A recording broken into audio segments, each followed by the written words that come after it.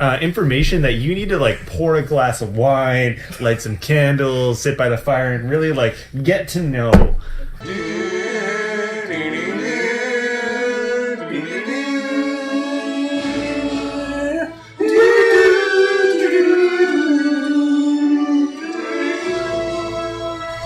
Welcome aboard, friends, fam, and Overwatch agents. This is another episode of the Broverwatch podcast, where we sit, drink, and talk about the game that we are completely obsessed with, and has taken more of our time than we would like to admit.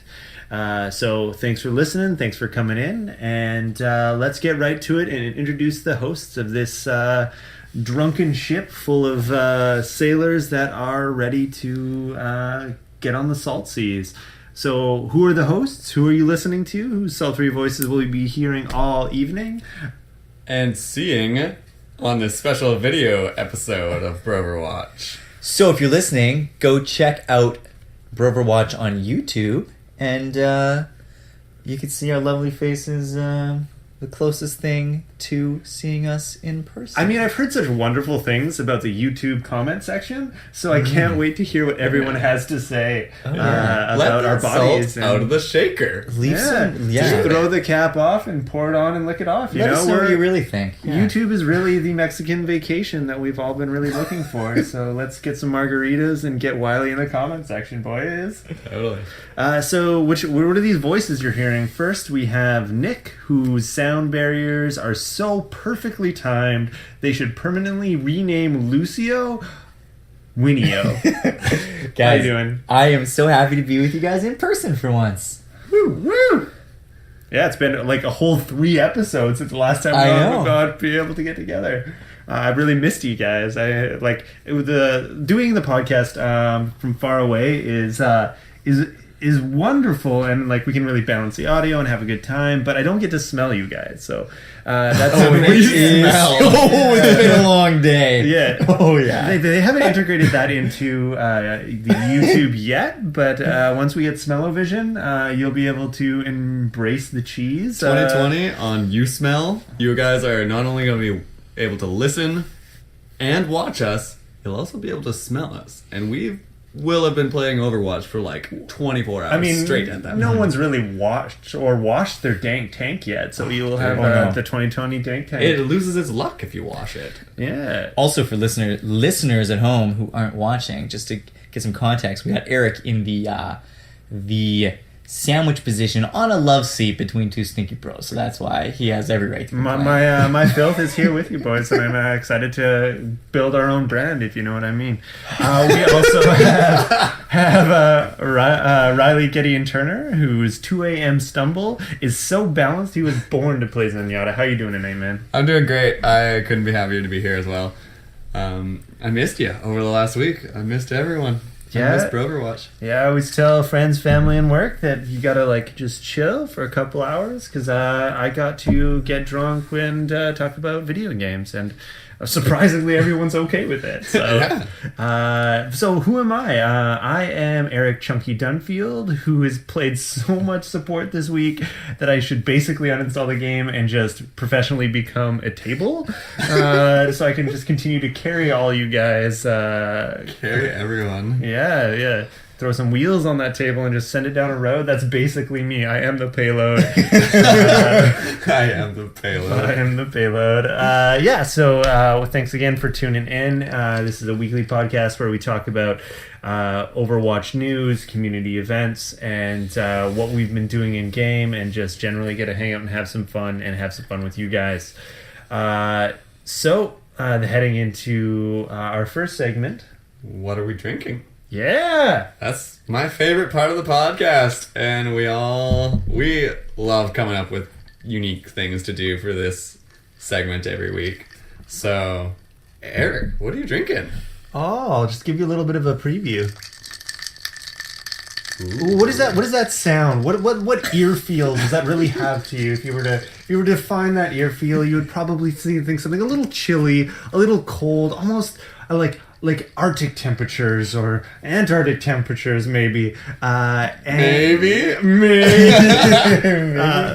Segue. Oh, man, just get a couple drinks in me, and I'm segueing like a boss. So the drink that I'm drinking tonight is another cocktail coming to you from the Overwatch universe.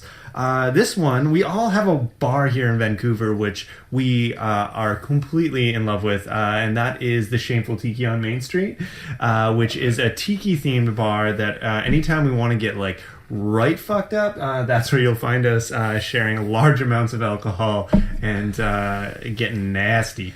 Volcano Bowl! Volcano Bowl! And one classic Hawaiian cocktail is the Mai Tai. Which is often kind of a blue kokoro? Curacao. Wasn't even close. No, Not even close. I know it had a couple C's in there. So it's that rum, some simple syrup, oftentimes a little bit of orange in there, and there's oftentimes some nuts in the simple syrup. But I wanted to have something that my boys on Broverwatch could drink too, so I put together the Mai Tai, which is a very blue twist on that cocktail using a white rum instead of a dark, so you get that deep blue flavor coming through with some mint bitters and some fresh mint from the garden to kind of give it an icy taste to it and that kind of freshness. And it is a drink to like put you on your buns, hun. It's delicious and full of alcohol, so I'm happy to be chilling out. Hey, and drinking with you guys. I like this. You hit me with your ice ray earlier, and I can approve. I very much approve the old Mai Tai. No. So, yeah, I mean, God, it's been a long day. So I am starting out with a coffee, and it is doing the trick for now. But I feel like I'd love to share a drink with a brother. Especially maybe like a Shimada brother, and maybe we can see a little bit of each of those brothers in each of us. And we're doing something a little special this week because we don't often get to have Nick here in the same city as us. So our What Are We Drinking this week is a shared drink, and we got this amazing stein of a Japanese beer, Asahi. Love this beer. And we're gonna split it like back when Hanzo and Genji were friends. I'm pretty sure they like would go for a drink sometimes. And Nick, I want you to think back on our friendship and think of which Shimada brother do you think you would be? I was going to ask you the same thing. You know, I was thinking about it earlier, and I would say probably I would be the Genji and you would be the Hanzo. You know, I was actually thinking the same thing. And everyone wants to be. The reason I say that is because... Oh, I mean, I agreed. In the backstory, Genji lived his playboy life and everything, and I used to be a bit more of a wild party animal to the responsible Hanzo, which would be you. But after the whole, you know, you trying to kill me and leaving me for dead and stuff... Yeah. Genji now is like the more responsible one, and Hanzo just doesn't even know where he is. Right. I'm not 100% seeing the parallels. Well, you're drawn right there, but we continue. Shots are being fired. So I have to interrupt for our audio only listeners. This stein is as big as my face. This is not a small stein in any way, so Nick, these brothers came prepared. Yeah. Where the parallel ends is Genji and Hanzo still have their working out to do. We've Me and worked you out are our work. brothers forever. It's amazing! Woo! Cheers, my friends. Let's let the old viewers see us. Cheers. Have some drinks with us, guys. Yeah. All right. Yeah, so that brings to a wrap our segment on what we're drinking, and every week from here on in, now that we've had some drinks to ease the pain of maybe some losses, we talk about our weeks in Overwatch. How's the life of an agent? For me, it's been a short week. I mean, it's tough to fit the Overwatch into real life, but I'm trying everywhere I am, and this week has been kind of like what Eric was doing last week. It's been try-hard week for me. Going into that practice room, riding the moving platform and seeing how many of those bots I can take out as Hanzo or Widowmaker in a single pass. And then another thing that someone suggested it online that I was doing for quite a while, a couple days. Set yourself up in a custom game. Only you and your team, and then maybe 3 or 4 bots on the other team. Headshots only. The medium bots are going to have a really hard time killing you on that, so you don't really have to worry about positioning, but they give you some really good moving targets that you can't just like learn the patterns like you do on the training stage. Right. And you just have to, you pick a slow shooting character like McCree or Hanzo or something and just get on getting those headshots on moving targets. That's really good too, because not only does it give you non-pathed enemies, but it also lets you play on the distances and levels for what you're actually going to see in your competitive games. Yeah. And I was having a lot of fun doing it too. Like, it was really fun because you will die still. I'm not saying they can't kill you. They will still kill you every once in a while.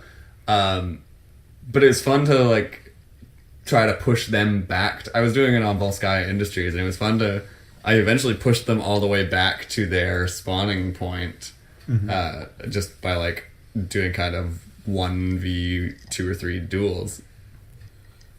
It's fun. Yeah, it's cool to do some dedicated training like that, trying to improve some skills.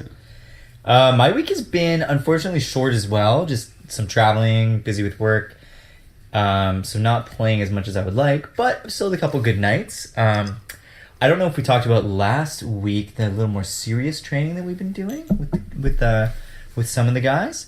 So with competitive coming out in a couple weeks, we've decided to try to just spend one night a week and focus and do some more thoughtful and dedicated training that one night and analyzing how each game goes, what we did, what went poorly, what went well, and just trying to like actively get better. So we had a night like that earlier this week. Really fun, really feels like we're making improvements. And yeah, that night was awesome because we actually lost like our first 3 games in that, and we slowly started to do better and better against the same teams. Like, I think we switched maybe once to like a different game, but I think most of the time was against the same group, and we were actively becoming better and learning how to work with each other as a team and how to work around the maps that we were playing. So it was really cool to see like actual improvement. And I think that's the biggest thing. It's crazy over the course of a night how much better we did just working well together, and that's going to get better and better. Yeah. So that's exciting to kind of see that start off on that path. And it was, for me, it took like a huge switch in my mind brain to go from I'm a support player in like other games, because like in MOBAs, like if you play a support, like that's your jam, like that's all you do. In Heroes, you're a support player, or you're an assassin player, you're a tank player. You usually don't move too far outside of your role, but like in Overwatch, even inside of our group, like we had kind of talked about like, oh, this is usually what I'm best at, but even in those games we switched out roles, and it was cool to see even when we're try-harding, we're not sticking to these same characters and we're actually trying out different. Yeah, I love that Calling everyone's it right now. Watch out for us at BlizzCon. We want that $1 million. Is that or was that confirmed? No, they do like $1 million for everything else. Alright. Heroes had $1 million prize pool. WoW Arena had $1 million prize pool, and that's like very niche. They got half the StarCraft players, had a $1 million prize pool. It's pretty much. So that's the place to be. We're doing well. Yeah, I would see like a fairly, like I would say maybe a cool $500,000 at BlizzCon this year if I was going to throw out a prediction. Really, I think it's going to be big. I think they're going to really go there. We barely we have a competitive scene that's like tearing its shit up, trying to figure out what even its like competitive mode is at the moment. Give it a few months. Give it a few months, and also just Blizzard trying to build hype on their new IP. I think so they're going to double down. So what we're going to do in the next few podcasts is we're going to do BlizzCon predictions, because I want to get these out before too much is announced for BlizzCon. I got a big one. But, yeah, because I want to have a whole episode dedicated to this, so we can start betting some drinks. On this, we'll hit up the Hearthstone Tavern and get like Shrek'd, and it'll be on one of us because someone's going to be real wrong. And we'll take some bets and we'll figure out a format for that. And you guys can all come to the Hearthstone Tavern at BlizzCon and watch us have to pay thousands of dollars to reimburse our bets that we lost. Does anybody have a quick one? Have you thought of any of these? I'm going doubling down on Overwatch competitive. Right. Mhm. Like they're just gonna go all out, more money. Yeah, Yeah, $1 I think it'll be the biggest of the competitive scenes there. I've got unfortunately not an Overwatch one, but I'm putting my money on WoW Legacy servers announced at BlizzCon. I think we're gonna see some sort of either seasons of a TV show or a movie for Overwatch. They've done a shit ton of hiring for Yes. animation departments, and these animated shorts have gone over so well that I think it would be insane that they wouldn't. Dude, That would be amazing. Yeah. A TV show, I haven't even thought of that, and that would just Like make a- my freaking It might even just life. appear Like in Battle.net or something, Yeah. like new episode, and they'll put it on their media. Or like a Netflix if it was series, like in yeah. a weekly format, I would love that. Yeah. I would watch that like above Game of Thrones or something, which Yeah, so I don't want to get too far off base because I definitely want to have a whole episode for this, and we'll give you all that fresh prediction, probably even like next week or something. But I'm gonna move into my week. yeah. all you. Sorry, man. Yeah, like I barely played anybody. Well, you supported people, okay? What else is like? What else all is there right. to say? You healed some people, dude. Yeah, you could have just like aimbot. How about support bot? I did a little bit more than support. I took an opportunity to switch up. So instead of like jumping on Lucio or Mercy straight out of the box and picking my character, I would often wait to be the last pick and see what the team needed, because I know that in our team, kind of our shot caller was very particular about everyone needing to be able to play supports, and specifically Lucio, who especially on capture points is so effective, that I kind of waited back, especially in my pleb games this week, and saw if someone else picked the support. And I did that a lot, and I found out that I had my sensitivity way too high in Overwatch. I play with like a Razer mouse pad that is like, it's not very textured, so like you move a little bit and your cursor moves quite drastically. And I dropped my support or my sensitivity about down to, I think it was like 8 by the time I was done. And I can go like a turn and a half when I go from left side to right side. And I saw my eliminations increase by about 30%, and my accuracy across characters increase by about 10, especially on assassin characters. For me, having that whole arm movement really improved my game, and I found like moving characters that were zipping around, I was much easier able to follow them across the screen rather than just have to like get lost in like a tracer's movement. I'm glad you brought this up, Eric, because I was doing a lot of like soul searching with my sensitivity this week while I was doing all that training stuff. Again, I wanted to be clear of my opinion on it is that there is no wrong sensitivity. You could be just as good if someone is a like pro StarCraft player who has all those wrist movements down. They're probably going to want a high sensitivity.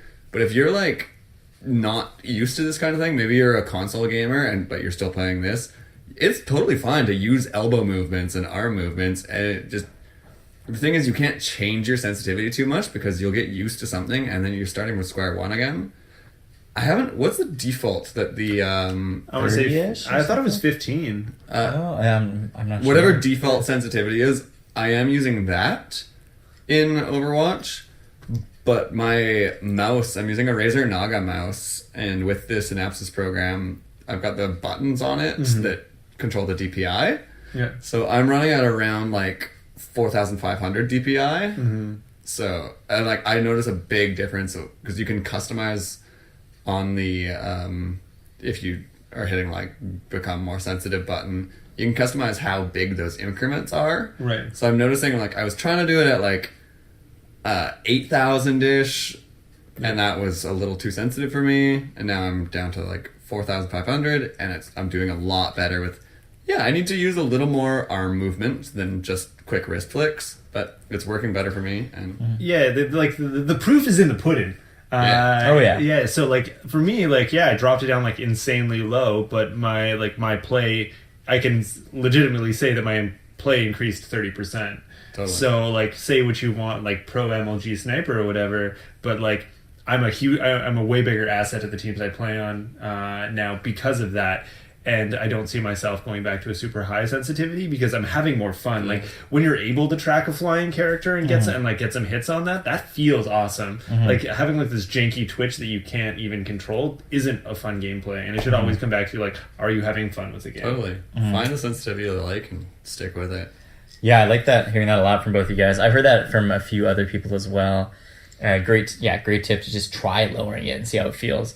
It's funny, the number, it's hard to, that number in the UI in the game, doesn't necessarily mean a lot because everyone's using a different mouse, and so it's hard to tell. But just like, give it a try for yourself. Maybe try a little lower, see how it feels. Our friend Mike was saying something when I was playing with him one day. He went a step further, and this is something that seems bizarre to me. I don't think I would ever do this. He's setting up individual sensitivities for his characters. He said he found it because with Farah, for example, you need to aim a little bit farther ahead of your target with the travel time of the rockets. He moved his sensitivity up just a notch or so that while he tried to track the target with Farah, if he tried to track it the same, he would just move a little faster and lead a little longer with it. So it apparently was working for him. But yeah, that's awesome. If it's working for him, it totally makes sense. I could see it being hard to get going between characters, being hard to adjust back and forth. But, I can see that though, because like me as someone who dropped it down quite low, there's characters that are like in your face and up close that I have felt that where like my 76 where I'm at feels so great at my sensitivity, but I've been like when I played some Tracer and stuff, I was like, oh, I need a little bit more here. I need to be able to zip around and be a bit quicker, especially with like Reaper or someone that like when characters can step like literally a foot and then be a full turn around you, I could really see a benefit in what he's doing there. It's awesome that you're able to set custom controls for each character, right? Totally. Because there's even this stuff like I know I did like Farah's rocket because I play soldier quite a bit, right? And his alt click is his rocket, Helix rocket, and Farah's like rocket is your E, right? So I made the E my alt click just to make more sense to me. But it's cool you can do custom custom loadouts for each character. I've never thought about doing that. That's actually funny. Because it's muscle. It was muscle memory for me at that point. To make it easier to like switch between them, I guess. Yeah, and just for like I need to do this thing. What does my muscle memory tell me to do the thing that I want to do? And the two rockets are so similar. It makes total sense. Exactly. I'm actually going to say a counterpoint to that. I think of the Soldier 76 rocket as this is how I'm going to do a lot of burst damage, and the Farah E rocket does no damage. So I associate them less with the projectile like characteristics of them and more of what they're used for, and I think their uses are very different. So it's just funny how our brains took different things. Like to me, they're apples and oranges. Yeah, that's really interesting. But that's cool that you have the option to do whatever works for you. Yeah, so I would say that it has been a good week in Overwatch for all of us. I also got a really cool opportunity. One of our listeners who sent us a message. I'm just gonna call him X. Gonna give it to you. Damn right. Because his name, he told me. He told me his name in game, and I apologize again. I can't pronounce it. I'm never gonna remember. So from now on, you're just gonna be X gonna give it to you to me. But you were Let's fun, be real. dude. You were probably drunk when you introduced yourself. That's not untrue. It was super fun. You met kind of our whole crew because we we just play with a bunch of people that have a lot of fun, and it was cool to have someone that's found our group through this come in and join us. Most of the people that I find that like join us through either like the podcast or just through like larger friend groups that maybe used to playing on one-on-one, like lose their shit about how much fun it is to play with a group. Like our group is amazing, but like just the switch between playing alone to playing in a group, they were like, "Oh, this is how the game this is what it's actually is." Yeah. Because when we're on and you're like, "Oh man," if you ever have to soak, you're like, "Oh, that's kind of okay. This sucks, but yeah, I guess I'll still play a couple." But like, this isn't really Overwatch. Yeah, we use it to the opportunity to play with sensitivity settings. Yeah. Because we like all we really like where the meat and bread of this game is in that team play. Yeah. And so if you're a listener that is just like tuning in and like just checking it out and you're playing alone, send a message to us, especially on like SoundCloud. We're pretty active on that, or our email. which is broverwatch@gmail.com. Twitter, Facebook as well. Yeah, just we're checking those all the time. reach out, and it's don't feel weird. That's oh, I found them on a podcast or whatever. Just think of it as I found these random dudes that love to play this game that I love to play, because that's what it is.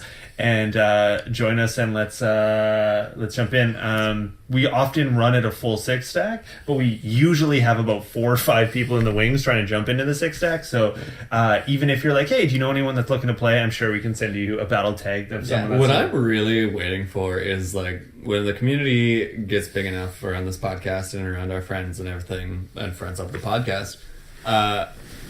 We'll probably have, I want to see 4 or 5, 6 stacks going at a time, and I want to see 2 of them just through the magic of Blizzard's matchmaking be matched against each other. Because not even in doing a custom game with people who are part of us, but if the actual matchmaker puts the 2 6 stacks together, that would be incredible. Yeah, that'd be amazing. Yeah, man. It would definitely, blood would be shed. So it's been a good week. I just wanted to put that out there, that if you're listening and you're wondering, please send us a message. We're just a bunch of weirdos that want to play video games, and chances are you're the same thing. So hop on board. We do have a lot to cover this week, though.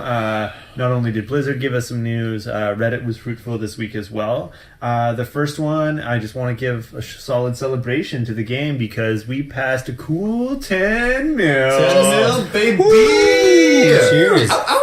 Just a quick 10, hey? I mean, 2 weeks, 10 mil. We're not done yet. We're not done yet. No. The world could always use more. But jokes aside, holy shit, that's a giant fucking number. That's huge. Yeah, it's absolutely incredible. Yeah, it just doubled WoW. Yeah, and that's near peak WoW subscribers. Yeah, so we could have potentially, if the hype train and the esports train that keeps a lot of games alive keeps moving at this pace, we could have Blizzard Entertainment, the Blizzard Entertainment's most successful game. Hearthstone, but that's different. You can log on and have a free account. I'm going to say Blizzard's most successful. I would say this has to be one of the most successful game launches almost ever. Yeah, there's going to be games that are how do we pull an Overwatch? It's absolutely insane, these numbers. 10 million people. That's more people than live in our city. That's more people. Can we just build an Overwatch city and get over it? Yeah. Let's just everybody move to Nimbani. Figure that one out. Where do we go? Where is Nimbani?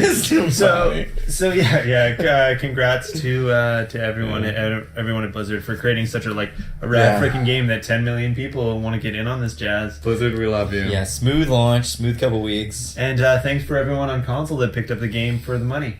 Totally. We're not going to play with you, but we don't respect it. No, we respect it. I've met a couple guys. I don't know if we mentioned it on the podcast before, but I run a bar. I've met some people even just by wearing my Overwatch hat at the bar, and they're like, "Oh yeah, I play Overwatch," and I'm like, "Oh cool, we should play sometime." And they're like, "Oh, I play on PS4," and I'm like, "That's sweet, but PC Master Race, whatever." But that's so cool that you're playing Overwatch and we can have a total conversation about Overwatch, and it's fun. It's really, and I've gotten some of them to listen to the podcast. So hey, Alan, hey Terrence, thanks. Yeah, you guys are still cool despite how much it sounded like he was talking down to you. But to be honest, what got me into PC games is console games, and the truth of the matter is PCs are really expensive to get started in. You'll save money on some games, and it's easier to upkeep the PC, but that initial investment for a gaming PC and equipment for keyboard and mouse, you're looking at $1,500 minimum to get started here in Canada. So it's rough to get started. So I totally we may make jokes and stuff, but I played Halo for so long and loved that game so much. So screw you guys. That's a lot of fun too.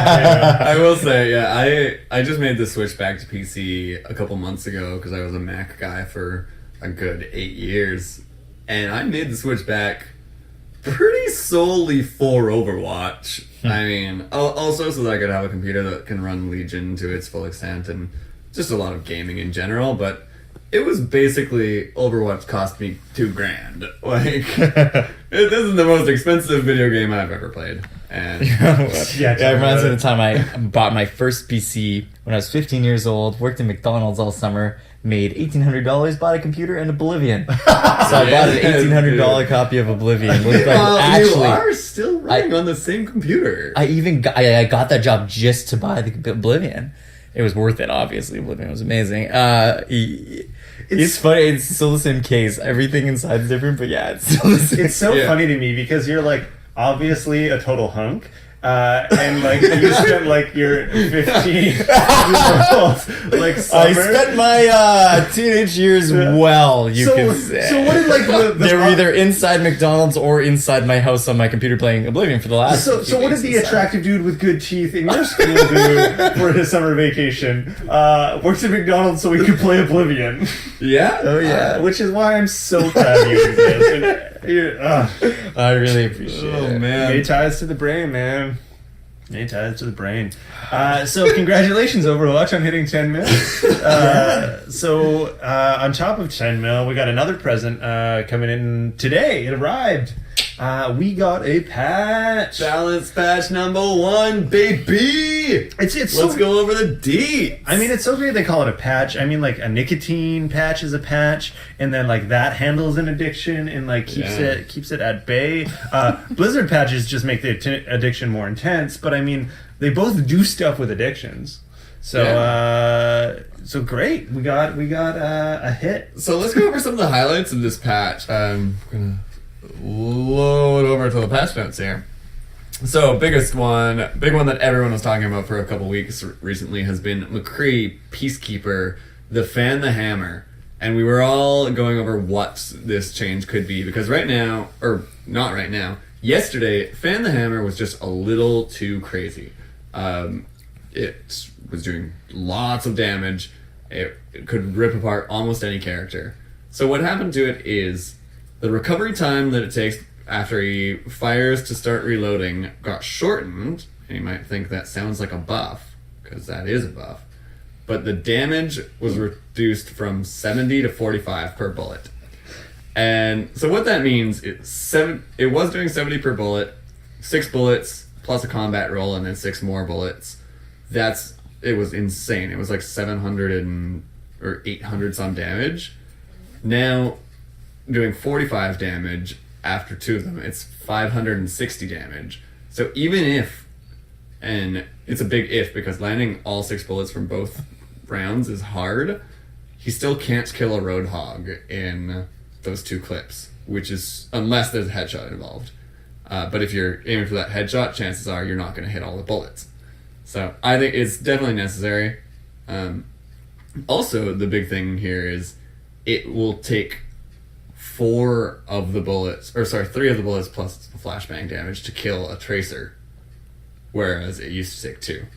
What I like about this changes and the change that we'll get into after is they seem to be really focused on keeping a high level of skill to the character and keeping their kit intact, and rewarding high level players while kind of pulling the rug under like character or players that don't know how to play the character. Yeah. And I really like that the fact that like if you're a boss ass McCree and you're landing all your shots, you're still gonna wreck. You're still gonna wreck face. It's just now each one of those ones seem more important. Yeah.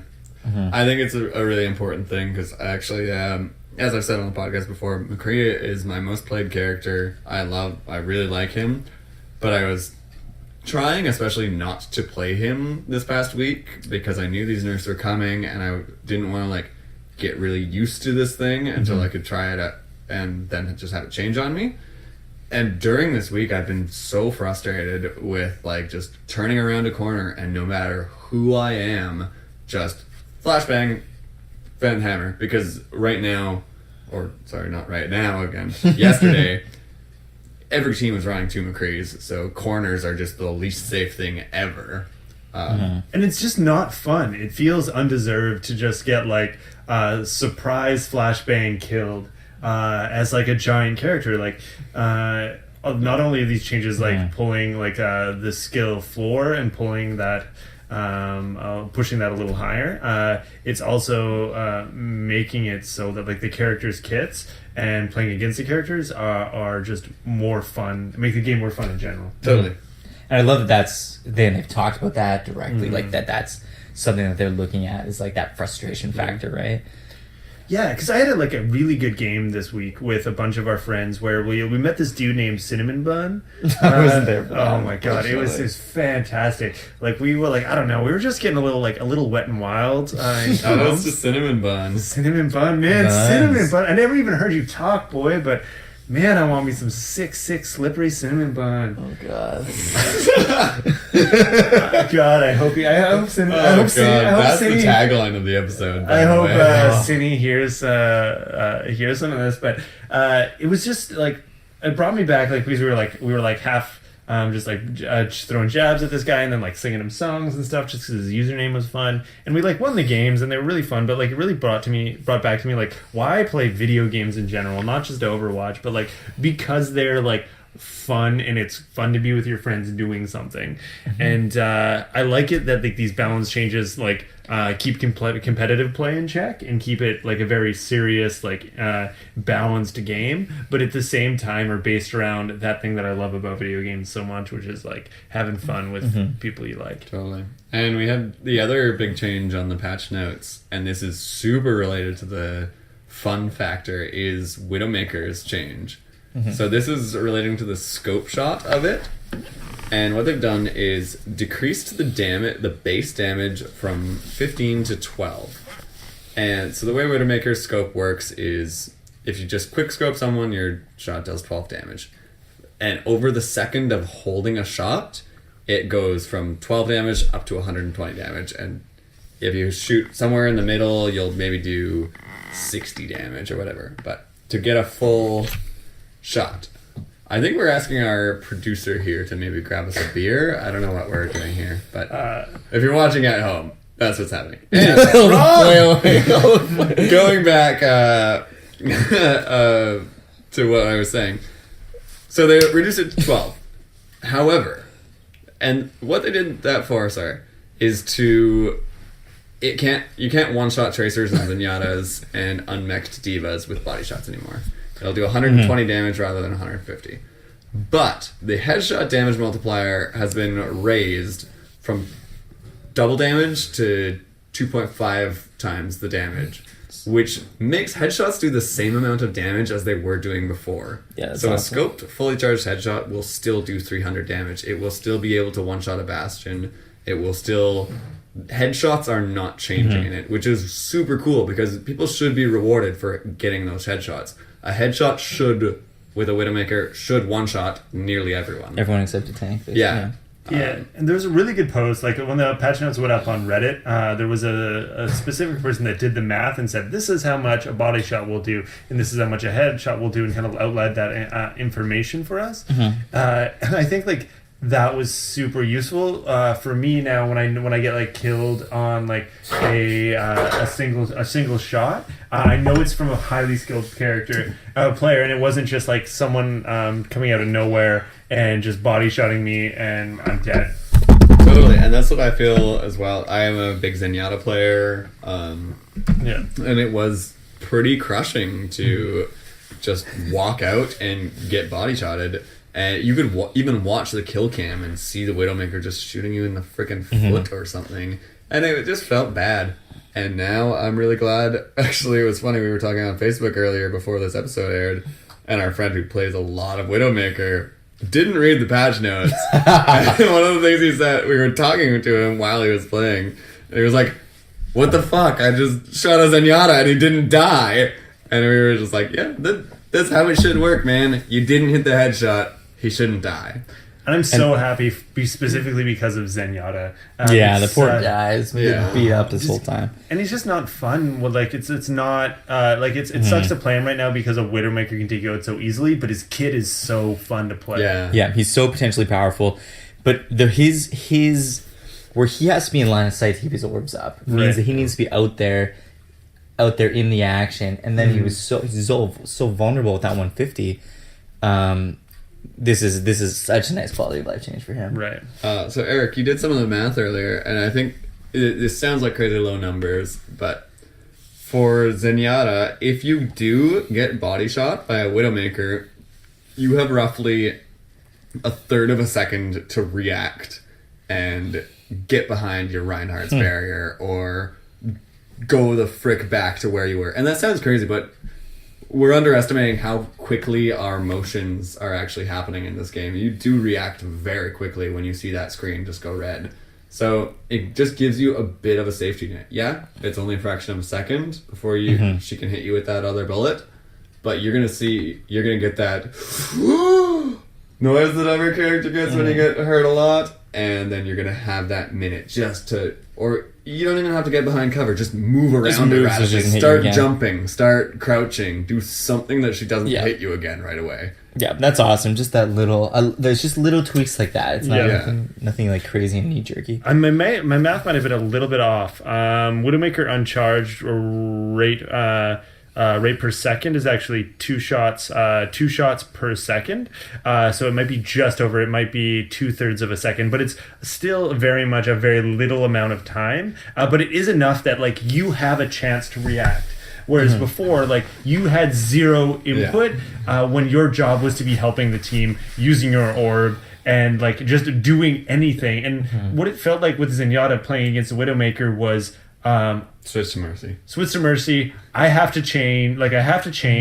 Or, I have to hide in a hallway and just keep one of my abilities on there. Use Which is not a fun way to play. And Well, that's yeah. what I go back to. Like, it's not fun to just keep your team in line of sight. And Zenyatta does so much damage that's the fun That's part the thing, of too. this That's game. why it's a weird contrast between what his abilities are and that health pool. And he has no mobility. Like, at least Mercy, like a lot of the times, it's actually the safest play to be in a hallway damage boosting a Pharah. But, like, should you need to get to the other side of the screen, you can do it, like, 3 times as fast as any other character. But that's the thing about Zenyatta is if he is properly protected and the player is good, he pumps out so much damage. He can get it's the kills, ridiculous. He melts Roadhog like it's no one's We job. have that it, Discord the over numbers tennis. up here actually right now. Zenyatta's regular shot does it's something like 80 damage or 75 damage per ball, 45 per ball. Yeah. Doubled on headshots. And he shoots them so fast. Plus a Discord orb. Plus a Discord orb, making them take an extra 50%. Yeah. It's insane. But also up to 175 damage if he charges it up. Yeah. Plus the Discord, which is insane. Like, that is so much damage. That kills many characters. Yeah. Should you like land that full charged up shot? Tough to land though. It's Yeah, I almost never use the charged up shot when I'm playing Zenyatta, to be totally But honest. he can dish it out. But like to a Bastion who sits there and literally just like plays his like fiddle in the corner and just like clicks down the hallway. I love that. Yeah. I don't know if I've heard that before. Bastion just playing his fiddle in the He's corner. a fucking bard is all he is. But yeah, you could wreck a Bastion as a support. So he's a hard character for Blizzard to balance because he has all this damage output and this huge utility on a kit. Yeah. But at the same time, like, he was just... The Widowmaker change makes him all of a sudden so much more fun to play. Like, he can still be countered. Absolutely. So much more Widowmaker fun. still counters him. Like, you have less than a second of reaction time before she kills you anyways. But now it feels deserved. And if she hits you in the head, you're dead. So a good Widowmaker won't give you a second or half a second to deal with it. And I'm okay being killed by good players. I just don't like being killed by like a Widowmaker that was like 420, 69, 420 XX, like sitting in the corner, barely being able to think. That's able to just there he is and kill me. There he is, Like, that kill him. sucks. Yeah, the other things in the patch notes, just a couple. Those were the big like balance changes. Stability stuff, nobody cares about that. We talked last week about the People care about high bandwidth, man. We talked a little bit last week about the exploits on Dorado with Symmetra turrets, and that's been fixed. So sweet. Yeah, that's awesome. The Blizzard looks for those kind of things, and they look at community postings as well. So A message to all you other supports out there. For those of you that were Mercy charging a character that was ripping into, say, a Reinhardt shield, your ult will no longer charge off that, which makes sense because like if you were damage boosting a Bastion into a Reinhardt ult, you would be like 20 seconds off the attacking point. Or the defending, and you'd already have your like one of the arguably the most important ult in the game charged faster than anyone else. Which I don't think was intended and has now been patched out. Oh yeah, and we did forget to mention in the Widowmaker nerfs, Infrasight does take 10% longer to charge now, And that's cool. That thing which seems I like think it's up all the time. That's a It's good a literal change. hack. Just a nice. Yeah. It was up a lot of the time. A lot of time I was playing Widowmaker, and I'm not even a good Widowmaker. And I would just be like, I've hit like 3... I haven't even killed anyone, and I've hit like 3 mediocre body shots, and apparently I already have my ult. So it's not a big change, but I think in the overall scheme of things, it'll make it just up a little bit less. For those of you MLG no-scopes, the animation for Widowmaker taking down her scope now actually has to finish before you're putting it up. If any of you have been watching competitive streams, I think with like Reaver, who's a really great sniper, I think off Cloud9, you would often see him kind of twitching that scope like just before it being able to scope in and going back and forth real quick. You'll see that less and less because of this change, Which is good. Widowmaker was a bit unfun, so I'm kind of that's all good I'd stuff. like to see how we feel about these changes in a week. Yeah, We'll we see fun to how- try 'em how out. I much think this we, is all. Bastion OP. We gotta figure. It's not OP. Yeah, I think this is what everyone was asking for. It's funny you were talking about that bit of a bug with the alt charging on the Mercy.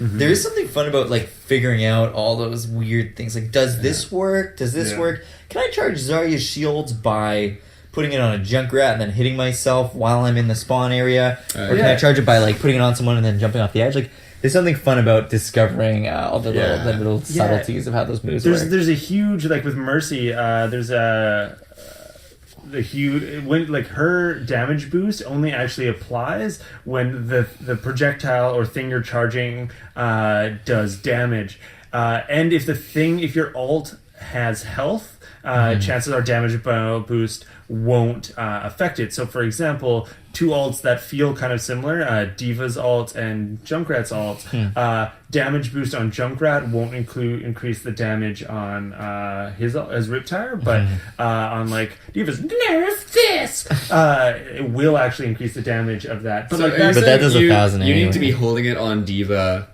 at the time she fires it, or at the time it explodes? time it explodes. Really? And so Farah, when she shoots a Yeah, rocket, okay, if you're she did that. damaging when the rocket starts, it's not charged. It's damaged. If you're damaging Farah when the rocket hits. That's funny. I've never actually even thought of Oh yeah, that. that's Yeah, impressed yeah. my mind either. That's Or really Junkrat interesting. grenades, it's not when Yeah. they leave, it's when it explodes at the point. Really? Huh. Yeah. Cool. That's actually a really interesting thing to know for playing Mercy. So Yeah, totally. So a Good little bit of bit of Mercy info. chains. Mercy nerfs, we didn't need them, but here they are. Just kidding. It's fine. It shouldn't have been that way. Anyways, it doesn't really make sense that you get rewarded for like hitting a thing that's meant to block the damage. Arguably, the other person is going to get a card at the end of the game for the amount of damage they blocked, but for some reason you get rewarded in game. Yeah. Didn't make sense. Yeah, Totally. I think it's funny too. Like, there's that funny line between like what's an exploit, what's a bug, and what's game mechanics, right? Because there are things that are game mechanics that you can, as a high skill, that like increase the skill cap for players. There's one we were talking about. I don't know if we discussed on the show the Reaper reload thing. Yeah, you can yes, melee sorry, in the that's- reload. Yeah, the animation count. So that may just be intentional. It may just be like And a higher skill way of playing Reaper. Yeah, I like it. But it's a funny. I actually don't think they should remove that because it's a cool skill flory thing, and then for how much of a close combat hero Reaper is, if you're throwing a melee every time you reload and you're already close to people, It's kinda cool. You can get some. That, like, to me is the distinction of an amazing Reaper player or a good Reaper player, right? And having those little quirks like that for you to discover, I think is really fun. A fun part of the game.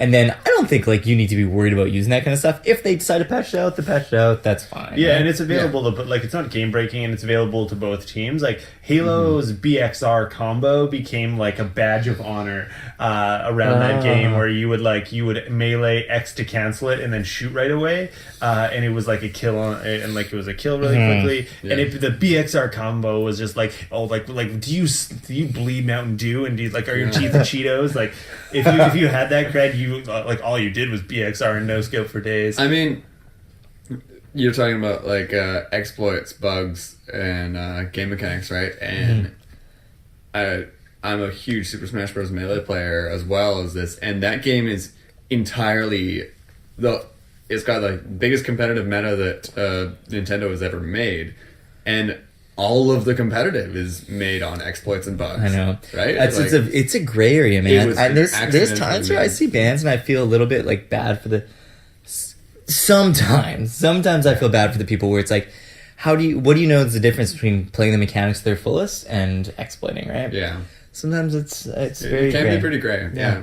I think, like, how big of an advantage does it give the character, and does it is the exploit more important to the character than their whole kit? Mm-hmm. It goes back again to the fun argument, I think. The fun and availability to both teams. Like, if it's still something that's fun that both teams can do, then cool. And I like, think it's fine, you cut like a tenth of a second off your reload time. Yeah. Like, that's not going to decide many matches. No, but it's going to be... It's going to feel fun for the people that are doing it. It's going to Exactly. feel really good. Yeah, and it will give you a tiny advantage, but it's not like all of a sudden Mercy has her ult when no one else does. Yeah. Right. Mercy has her ult when everyone else is at maybe 5 or 10% of their ult. And the cool thing about a game like this compared to Smash Bros. Melee is, like, this is being supported, and if they leave stuff in, hey, they decided it's fun, they're leaving it in. If there's stuff they don't like and it's a bug, they'll take it out. That's awesome. Like, that it's going to keep getting updated, so we don't... Hey, if it's there and you want to use it, I guess. Yeah. We got a little bit of an emergency for everyone watching. Our recording device is dying. The laptop needs juice, boys. It needs some juice. The juice is loose, and we need to keep it in control. Here we go. We're all good. And also, I think Eric is going to make another Mai Tai. And I don't blame the guy. Oh, no, it's just... Guys, we need to plug the computer back in, and I understand the bottle? but make a fancy cocktail to start. So No, he just grabbed an entire bottle of rum. Like Now, a is true that a player. bug, an exploit, or just playing the game? Oh, yeah. I like that. Yeah. So we also got a couple of cool things from Reddit this week, and this is cool, like, nerd shit here. We got a couple of spreadsheets, and boys, do you like a good spreadsheet? Oh. Are you a bit of a spreadsheet boy? Didn't I tell you about working all summer to play Oblivion earlier? You think I don't like spreadsheets? Words, dude. Yes. So we got a simple one and a complex one. No, in truth, I don't don't mean like wrong. That's what spreadsheets, you're to be looking at. honest, to be completely honest. Sorry? I don't really like spreadsheets, to be No. completely honest. But do you like them if they make you better at Overwatch? Do you like data? Do you like knowing what you're doing? Do you like knowing that... Do you like to win, bro? I feel a little aggressive. Do you want to know how much damage you're doing per shot on your boy frickin' guy, man, that you play? I don't know. Do you like to learn? Do you watch the Discovery Alright, Channel? let's check out the spreadsheet. Okay, so we got some spreadsheets. We got a like simple one that's telling you basically how much damage everyone does with their shots, where they drop off. There, it's important information here. Full mag damage on Bastion, for example, is 400. I don't know. They're hard to read, guys. So this spreadsheet that we're looking at here is giving us everything for like the amount of damage that you do per clip to shield versus armor, fire rate, unload speed, reload speed. It gives us a really great information also on like time to kill and a two grid thing, so you can see like how much time it takes for each character to kill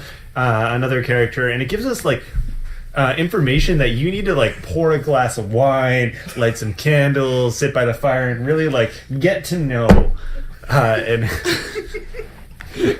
Can I just say to our listeners who aren't watching this on the video, the reason why Nick left is he spilled beer all over our friend's carpet and he needs to clean it up. things have escalated quickly. So like this, like we have this spreadsheet here where we can go quite in depth on not only like damage per second, but also time to kill. This is where when I was looking and trying to compare Widowmaker like changes, I wanted to look and see not only like how much damage she did, but what her reload speed was. So okay, if she does like 125 straight out of the box now, or 120 out of the box, how long does she have to wait? And the other spreadsheet that we have doesn't go into that level of depth, but I really go through and look at all of this information if you really want to find out lots of stuff, because it's not only showing like Hanzo the character, but it's showing Hanzo charged, uncharged. Torbjorn has his damage and his time to kill for like Hammer, turret 1, turret 2, turret 3, all like the information here is insane. Like I didn't even know there would be like 20 columns to cover for each character. Did also prove me wrong on what I was saying last week about Diva Pistol and Mercy Pistol. Turns out Mercy's Pistol actually does more damage. Yeah, it just feels weaker. I don't know what it is. Isn't it like the DPS? It's a this is a classic. Yeah, look at the DPS. No, and DPS shows it does it. more DPS. Yeah, Really? Mercy's Pistol is Yeah. better. Like, but I think it Marginally, has yeah. like Do you think it's just because people maybe don't the use it projectile offensively? is smaller. Possibly? I don't know. It feels worse. Oh, that's a really interesting point, actually. Because you could look at these damage numbers, but I don't know. There's probably not numbers in there for like the size of the character models. Mm-hmm. That's a great way to balance. It's like kind of behind the scenes. Like you don't really think of it off the top of your head because Right. there's no number It was associated real with that. small compared to Roadhog. But those character models, that's a legit thing. Like it's twice as hard to hit a diva running around as a Roadhog. And I noticed, especially with Zenyatta, when I have that orb on, I can like hit that fat ass from across a capture point, and as soon as I see a Roadhog that's doing damage, that's always my switch because I can get that orb and I can get the damage. That's kind of the whole point of Roadhog is that whereas Reinhardt and Winston are putting up these shields to absorb damage, Roadhog is just him. And he absorbs the damage with his shield. He has a good ult battery for the other team, but he's a massive threat, and he will soak it up. And he can heal so quickly. All of a sudden, he's back at full. So that is his shielding ability. Is just the meat. He's a meat shield. They make him effective at it because if you leave a Roadhog alive, he is so threatening to your team. He will hook someone and one-shot them because that's what he does. But drawing that fire away from the really high priority targets. It's really a toss-up if you go for the Roadhog or you don't, because the Roadhog's going to take your entire team's focus fire, and by that time, if it's a coordinated team, the rest of their team is collapsed on you, and that's the point of Roadhog, right? One thing we were talking about this week during our little more focused practice was being better at calling targets and all focusing targets, which is a big, like that's a thing in PvE, in like MOBAs, that's huge. Yeah. Oh yeah, Moses is giant. But what I think it's been something that at a low level you don't really bother doing in Overwatch, but has so much potential. Because even a big tank like that, if you're an organized team and you call a target and you focus fire, he'll die in a second. Yeah, exactly. Easy. Exactly. Yeah, so we had 2 spreadsheets. This one was posted on Reddit by RS1101, who you did a lot of work, whoever you are. So please don't take this the wrong way. I used your spreadsheet to fill in the information that all the other ones were missing.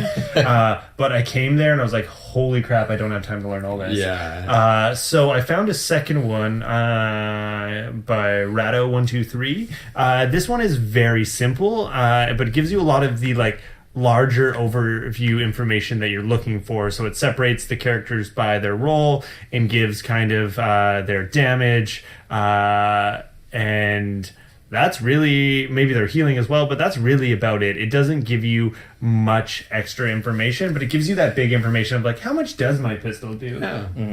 And you may not find like that reload time or all this extra stuff that really kind of helps you pinpoint, am I going to die this quickly by Widowmaker anymore? But if you're really trying to figure out the general informations about characters and who you should actually be afraid of, not just your perceived who you should be afraid of. And like Overwatch is really great because it shows you those numbers in the left hand corner. If you just take a quick glance over this and remember those high damage characters, and you see just a hard number of maybe 100, your life dip below 100, you now know who can one shot you, and that's so valuable. Like for me, I imagine it's going to change the way I jump into fights. Like if I'm below 100 and I know that a third of the characters can kill me in a shot. That's a great way to use this information when you're at half health and you're like, okay, I have 100 health, so I know Junkrat can one shot me with his Widowmaker can one shot me.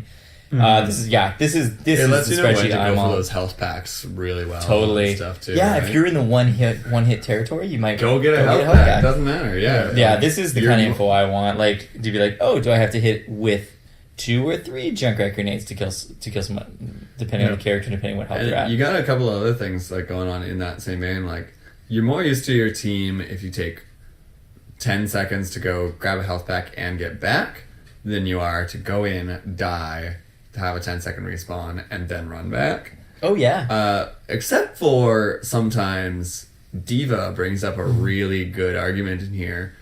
Sometimes it's just faster to get her mech back if there's no clear shots on a like ultimate battery, like a Roadhog or something. It's just faster to die and come back. I hear where you're coming from, but I kind of disagree on the D.Va out of suit.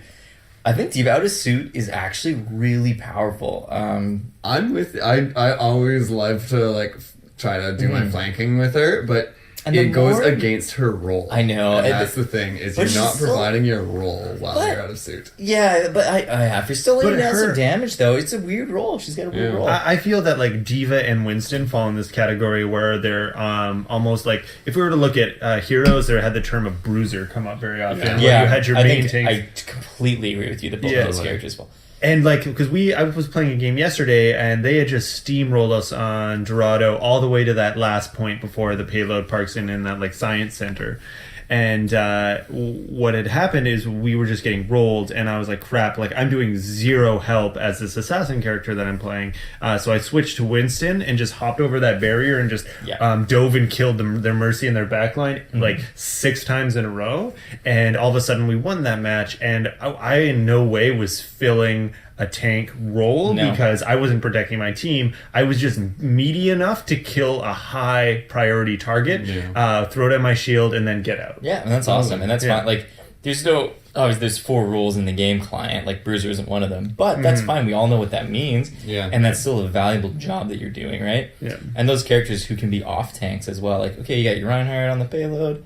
Yeah, your bruiser doing more of an assault role. I love it. That's actually one of my favorite roles to play. And you can jump in and fill, right? Like, so you look at Winston and D.Va. Say you have a Reinhardt that's like, guys, my shield's breaking. You can jump in, throw your barrier down, or put in your defense matrix, and just provide just enough time for Reinhardt to put enough of a shield charge again to become that main tank where you can go and fill what you actually can be doing most effectively, which is diving the back line and just making them respond to you, because that's what both those characters do, is they force a response. Zarya has a really good play in that too. She can just, everyone's shooting at the Reinhardt kind of thing, and Reinhardt takes his barrier down for a bit, put the Zarya barrier up on it.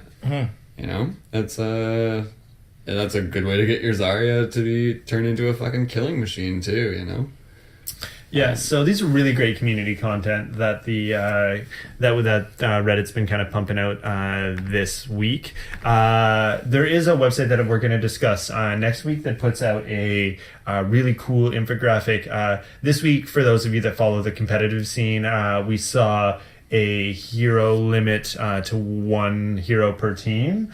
We saw a personality within the Overwatch team come up with the eggplant emote about kind of their wishes for Overwatch, which is no double capture point. So I'm looking at like maps like Hanamur, and Volskaya. Yeah, no hero limits, and then also implementing stopwatch and the eggplant emoji. Should you see that in Twitch chat, that's what that's representing, as a push towards those ideas from the competitive scene. But do take a Google search on State of the Meta. It shows what's being played in competitive, kind of tiers them out for that week. So this isn't like forever Widowmaker will be god tier or McCree will be god tier. It's just like in competitive this week, who saw play the most, and is really super useful. So we may not talk about it this week, but I just want you guys to be aware of that as a resource. And for me, when I'm talking to my shot caller about like who should be being played the most and what characters we should be playing, but I'm saying, hey, I think we should try this character a little bit more. I'm gonna have something to be like, look at the competitive scene, this is what they're doing there, and it's still like I trust my shot caller completely, and if he says like no, like we want to run this strat, that's totally cool, but I can now, instead of saying like I want to play this character, I can say like this has been shown to be effective at high level play, should we try it out, which is a total different conversation. Yeah, that's really cool. And so this website is going to be updated periodically based on tournaments, based on what's happening in competitive, in the meta. So this is something we're going to be discussing in the future. Totally. And like for you guys to just watch out for, kind of keep updated on, and like see the state of the game. And especially now that we've got that we have actual patches and nerfs and buffs in live, this is all going to be changing throughout, right? Totally. And especially as a competitive scene kind of like nails what it actually is going to be, because there's a huge difference between what Blizzard wants competitive to be and what the competitive wants competitive to be. Most of the teams are running stopwatch, and there's nothing actually built in game to run that. So the basics of stopwatch, I'm fairly new to stopwatch FPS competitive shooters, but the best that I can understand it is that stopwatch is based on how fast the like one person will set a time for how fast they completed a specific task or captured a point, and then it'll be these checkpoints, and if your team doesn't meet the time of the previous team, then you'll lose that match. And Blizzard's side of it is the end of the game kind of sucks if actually just usually sucks. If it's halfway through a match, the stopwatch. Like we're pushing the payload. They had this huge comeback moving in, but then they didn't make their time, so it's just kind of over. So they ride the payload in, and they just say this team won. So something needs to happen in the game if Blizzard chooses that like stopwatch is going to be the competitive mode, and that's what the competitive scene needs. To make that fanfare more exciting, because right now other than seeing your team win, the actual finale and like chutzpah that your team ends with, like it's a little anticlimactic. And so they're gonna, if they end up going that route, they're gonna do some polish on it and like turn it into something a little more exciting. Hey, totally. Because they know that overtime, like that excitement that happens in that overtime, so exciting, man. And I have noticed a lot of people don't know how overtime works. A lot. And it's so frustrating when you're in your body on like in a solo queue and you get in overtime and you're seeing you're dead, okay. You're spectating and you're watching this Farah who's like near the point firing rockets at it. Farah, put your damn body on the point. Reset that. That way the timer is reset, and even like sometimes you're running back and you know that if someone just touches the point and that timer resets, you and 3 other people can jump on it, but they don't go and reset it. Okay, level 160 Widowmaker. How do you have 70 hours on the character and have not learned this? It's so frustrating when people don't. Overtime means throw your body on the point. I don't care if you're a Widowmaker. I don't care if you're a Hanzo. I don't care who you are. Throw your body on the point. All right. Sweet.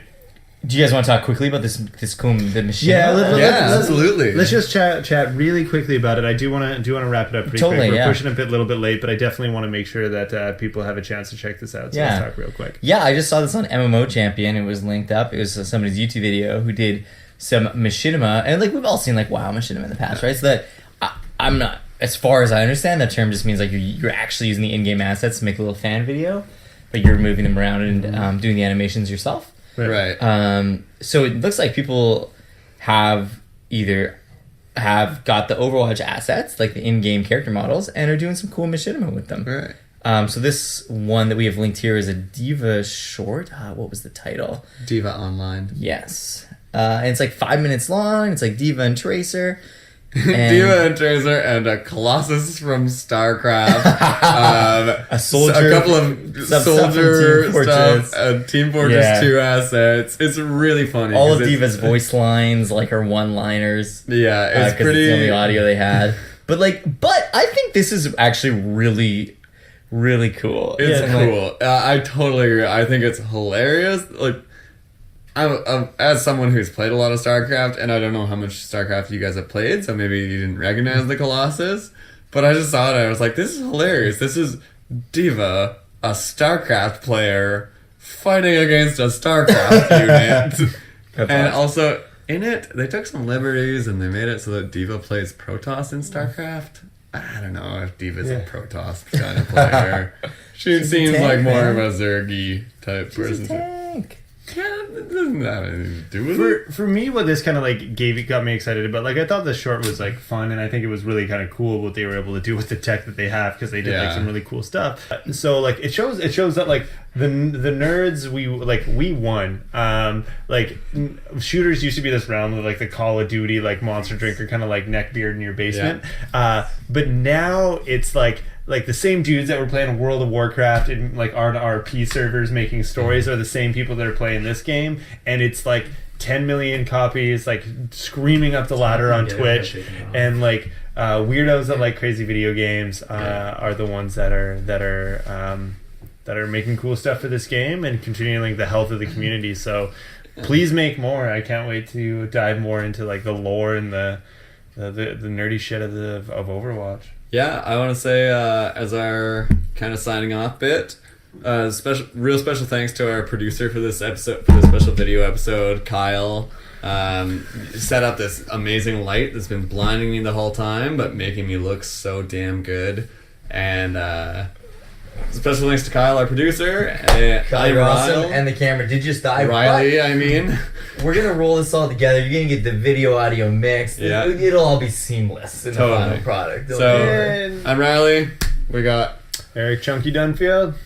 And Nick in love with Diva Merriman. And Kyle, say hello for the microphones. Hey, my name's Kyle. It's fucking Kyle, guys. Alright, guys. So you can find us online at Twitter at Broverwatch Show, Twitch at the same handle, and you can find us on Facebook at Broverwatch Show. Like I said before, about halfway through the episode, please send a message if you just want to hang out and play some games with us. That's all we really want to do is hang out and play Overwatch. So join our crew. We've always got a 5 or 6 stack. You just got to get on early enough. Email us at broverwatchshow@gmail.com as well, and we'll respond to it all. We'll read your emails. Even just send us your battle tag, and we'll freaking play with you.